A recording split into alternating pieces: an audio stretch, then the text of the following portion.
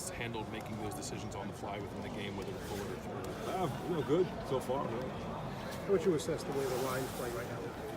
The line's doing great. I mean, a lot of it, again, it's the whole package to me, and protection and running the ball and everything like that. So obviously, week to week, we're always looking to make, enhancing the things we're doing well and fixing the things that we don't feel like we're doing a great job with. So, but we do that every week, and so overall, I think they're solid. Hey Ryan, when you look at the wide receivers as a whole, have you seen major growth from them this year? Receivers? Yeah.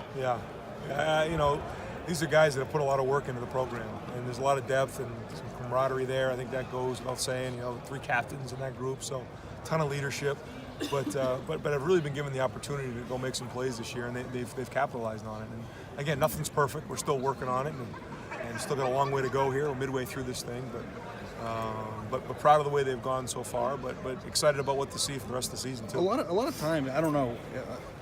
When athletes get to a certain level, fourth year juniors, fifth year seniors, Yep. I don't know, is there such thing as kind of being what you're going to be at a certain point once you've been in a college program for a certain point of time, a certain amount of time, and have these guys broken through another level? A lot of these, fourth, fifth year guys that maybe isn't typical from a guy who's been in a program for 4 or 5 years? I think a lot of situations are different. Some guys have great potential, and it takes a while to get there. Other guys kind of top out. So I think every case is its own story. But I do think there's been some great improvement, and guys have really stepped their game up. I still think there's still room for improvement for a lot of guys. And I think their ceiling is high because these guys who work hard, they learn the game. They work at the game. This isn't a group of guys that just goes out there and throws their helmet out there. And they study coverages, they study leverage, they understand what's going on. And so I think, there's still some great improvement we can make, in the whole passing game.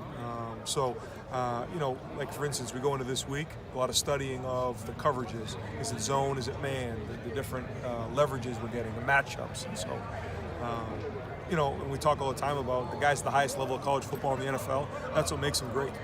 Ryan, when we ask questions about the line maybe not playing as well or the rushing attack or whatever, is that weird to you guys at all when you're putting up 46 points a game and 560 yards of offense? Do you ever want to just ask us what's wrong with us? We don't see the results there. Well, like I did say, I said, it's a good problem to have when you're putting up that type of production and you still don't feel like you've maxed out yet. And I think that's a good thing though, because we're still hungry. We're still trying to figure out how we can maximize everybody on the field. Yet when you look at it, I think, statistically we're still ranked pretty high in a lot of different categories, and I think one of the more explosive offenses in all of college football right now. So that's a good thing, but we're still hungry to get better. So you guys still see that as well, that there is room for this offense and not satisfied with what you've done? No, never satisfied. No. And again, like coming out of last week, what are we looking at? Situational. Short yardage, red zone.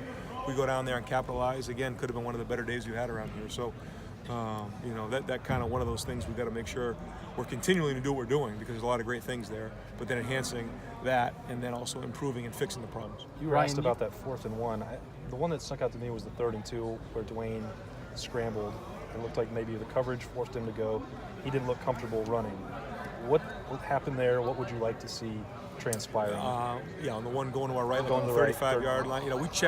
We checked the play, and they did a nice job on defense. They checked the cover 2 to a pass, and so schematically they kind of got us on that one. And then Dwayne tried to scramble and get us to either 4th and 1 or something like that. We say in those situations, just keep us on schedule or get the ball back to the line of scrimmage. So he did that, which got us to the 4th down, and we ended up getting that 4th down. So that was well done because he didn't have a place to throw the ball there. Gotcha. Ryan.